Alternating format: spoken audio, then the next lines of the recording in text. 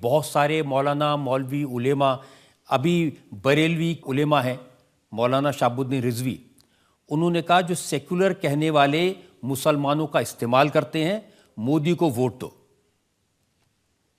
तो मौलाना को चाहिए कि मोदी जी से टिकट लेकर एमपी का इलेक्शन जीत जाएं।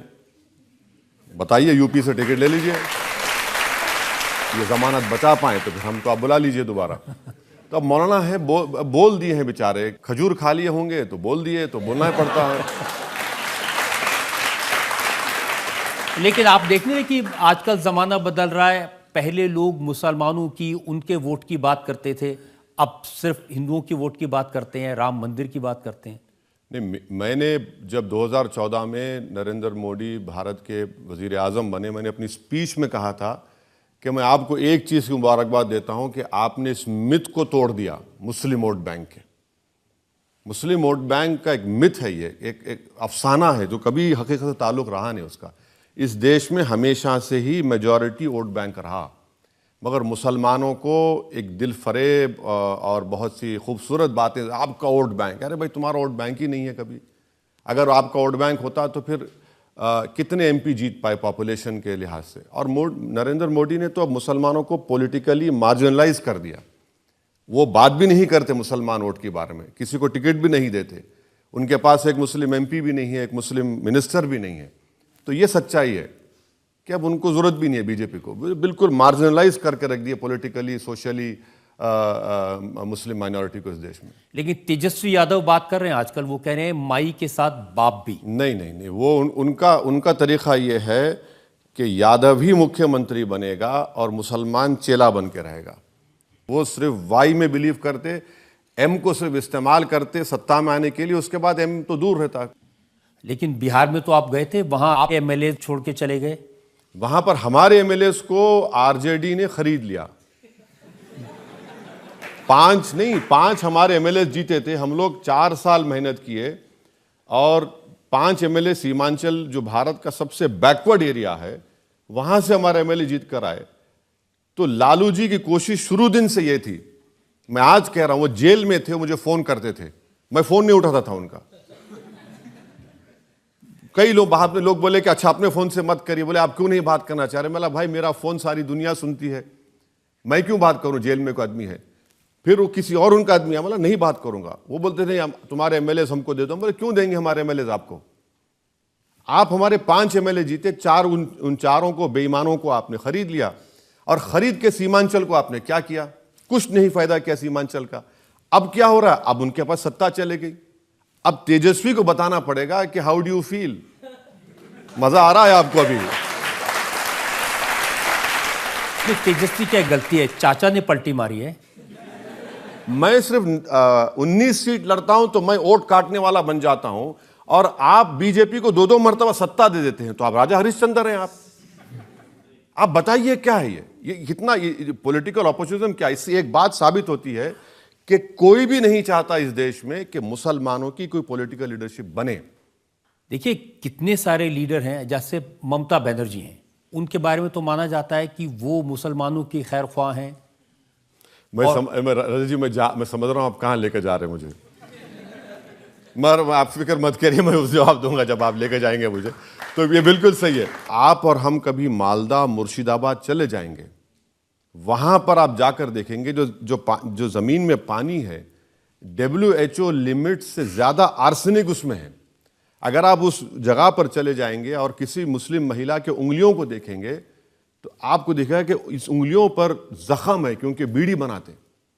अब मुझे बताइए फिर सेकुलरिज्म के माने क्या है, ये क्या सेकुलरिज्म कर रहे हैं आप, कितना शेयर है आपके गवर्नमेंट एम्प्लॉयमेंट में। तो यही तो मुस्लिम कम्युनिटी को समझना है कि भाई आप सिर्फ इस्तेमाल हो रहे हैं और आपको अपनी लीडरशिप को बनाना है। लेकिन वहां तो लोग एन ब्लॉक वोट देते बिल्कुल देते हैं, बिल्कुल देते हैं, वही तो देते हैं, क्योंकि उनके पास ऑप्शन भी नहीं है। और उनको लगता है कि कांग्रेस और सीपीएम भी कुछ नहीं करी, लेफ्ट फ्रंट की गवर्नमेंट थी, मगर वहां पर जो social, economic, health indicators Bengal के मुसलमानों के बहुत खराब है, इसमें कोई डिनाई नहीं कर सकता, डेटा है उसका। और आप बजट क्या देते हैं, बजट भी बिल्कुल कम देते हैं, मगर मुसलमानों को सिंबॉलिज्म बहुत पसंद। अब रमज़ान आएगा तो चीफ मिनिस्टर अपने सर पर पूरा बांध कर आकर बैठकर बिस्मिल्लाहिर्रहमानिर्रहीम और हम खुश।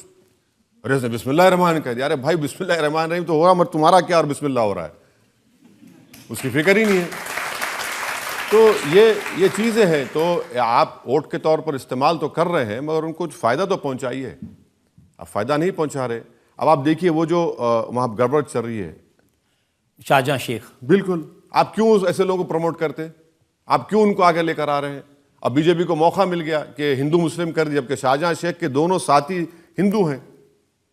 तो ये चीज़ें हैं। आप मालदा मुर्शिदाबाद मैं खुद जाकर देख कर आया हूँ, वहाँ बुरा बीजेपी हाल को है। तो मौका इसलिए भी मिल रहा है, आजकल सब लोग बीजेपी की तरफ जा रहे हैं। अशोक चौहान भी बीजेपी में चले गए। नहीं, यूपी में जितने समाजवादी पार्टी के अपर कास्ट एमएलएस थे, उन्होंने बीजेपी के कैंडिडेट को वोट दे दिया। जयंत चौधरी साहब की पार्टी के जो 9 एमएलए में 2 मुसलमान हैं, वो भी बीजेपी को वोट दे दिए। अशोक राव चौहान जो मुझे गाली देते थे नांदेड़, जब कभी भी नांदेड़ जाता था मैं, बोले ये बी टीम आ गई, बच के रहो इससे, अब वहीं जाकर बैठ गए जहां हमको बोलते थे कि हम मिले हुए हैं। बहुत से अच्छा है, बेनिकाब हो रहे हैं और सब लोग देख रहे हैं कि कैसे लोग सेकुलरिज्म का नाम हिमाचल प्रदेश में तो सरकार ही पलट जाएगी। बिल्कुल, सरकार चले गई, सरकार बिल्कुल चलेगी। अब अच्छा ये हुआ कि मैं 10-15 दिन पहले हिमाचल नहीं गया, अगर वहां जाते तो मुझ पे इल्जाम लगाए थे कि वहां पर जाकर इसने किया। इनके ही एमएलएस चले जा रहे हैं, क्रॉस वोटिंग कर रहे हैं और गैर जरूरी के अभिषेक मनु सिंघवी साहब को उन्होंने हरा दिया। बेहतरीन लॉयर, आपने उनको हरा दिया वहां पर। यही इनकी गलती है। मैं यही तो कह रहा हूं ना कि आप में करेज ऑफ कन्विक्शन नहीं है। आप नरेंद्र मोदी से आइडियोलॉजी पे मुकाबला करेंगे तभी तो आपको कुछ कामयाबी मिलेगी। आप तो बोल रहे हैं कि नहीं, हम उनसे बड़े हिंदुत्व के लीडर हैं, तो लीजिए, भुगतिए। जाटों का लीडर रहेगा, ठाकुरों का रहेगा, ब्राह्मणों का रहेगा, यादवों का रहेगा, कुर्मियों का होगा, कुशवाहा का होगा, मराठाओं का होगा, दलितों में 2 बरादरियों का होगा, ओबीसी का नेता होगा। भारत के प्रधानमंत्री पार्लियामेंट में खड़े होकर कहते हैं कि मैं सबसे बड़ा ओबीसी हूं, मगर मुसलमानों का कोई नहीं होगा। भाई 17 करोड़ आबादी है और आपकी कोई पॉलिटिकल लीडरशिप नहीं होगी, तो क्या ये हमारी डेमोक्रेसी के लिए अच्छा है? तो भाई 28 साल हो गए आपको कोशिश करते करते, आप क्यों नहीं खड़ी कर सके लीडरशिप? सर, मैं आपको कह रहा हूं, 28 साल जो मरज 45 साल से कैंसर की तरह फैल गया हो, वो 28 साल में खत्म हो जाएगा। सबसे बड़ी गलती जो मुसलमानों ने की पोस्ट इंडिपेंडेंट, लखनऊ के उस मैदान में खड़े होकर कहना कि हम सियासत में हिस्सा नहीं लेंगे, हम पॉलिटिकल लीडरशिप से हट जाएंगे और हम इस पार्टी पर भरोसा करेंगे। जिस पार्टी पर आपने भरोसा किया, उसी पार्टी ने जीबी पंत के जमाने में बाबरी मस्जिद में मूर्तियां रखा दी। उसी पार्टी ने मलियाना, हाशिमपुरा, नेल्ली का फसाद हुआ। बताइए फिर आज भारत की पार्लियामेंट में कितने मुस्लिम एमपीज हैं? लेकिन एक ये भी सच है ना कि जो देश के मुसलमान हैं वो असदुद्दीन ओवैसी पर भरोसा नहीं करते। उनको लगता है ये बीजेपी को मदद कर देंगे। नहीं, ठीक है, मुझ पे भरोसा मत करिए, मुझे खारिज कर दीजिए। तो एक शायर का शेर है कि अगर अपने मन में डूब कर पा जा सुराग जिंदगी, तो अगर मेरा ना बन सका तो अपना तो बन। तुम अपना ही नहीं बनना चाह रहे। भाई आप किसी मुसलमान को पूछिए, हाँ ये सब बातें सही है, बनो लीडर।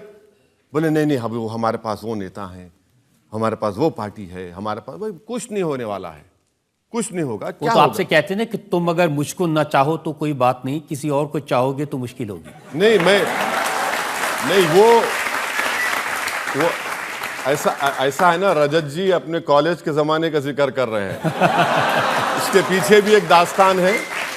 तो मेरा मामला ऐसा नहीं है। मैंने कह रहा हूं कि भाई तुम मुझे नहीं चाहोगे, ठीक, कोई बात नहीं, तुम किसी और को चाह लो। भाई आप किसी को तो चाह लो, किसी को तो अपना लो। तुम कब तक सिर्फ बेवफाई की दास्तान बयान करते फिरोगे? भाई किसी को तो अपना लो। जब सिखों ने अपनी लीडरशिप बना ली, तो भाई हर बरादरी की एक लीडरशिप है, इसमें कोई डिनाई नहीं कर सकता। मगर जहां पर मुसलमानों की पॉलिटिकल एम्पावरमेंट की बात आएगी, ओह जिना की याद ताजा हो जाती। अरे भाई जिना को हमने ठुकराया, हम रिजेक्ट किए जिना को, इसलिए तो आज यहां पर हैं हम और रहेंगे सुबह क़यामत तक। पॉलिटिकल लीडरशिप नहीं होगी तो इसी तरह हम लोगों को घसीटा जाएगा, इस्तेमाल किया जाएगा और इंसाफ नहीं होगा।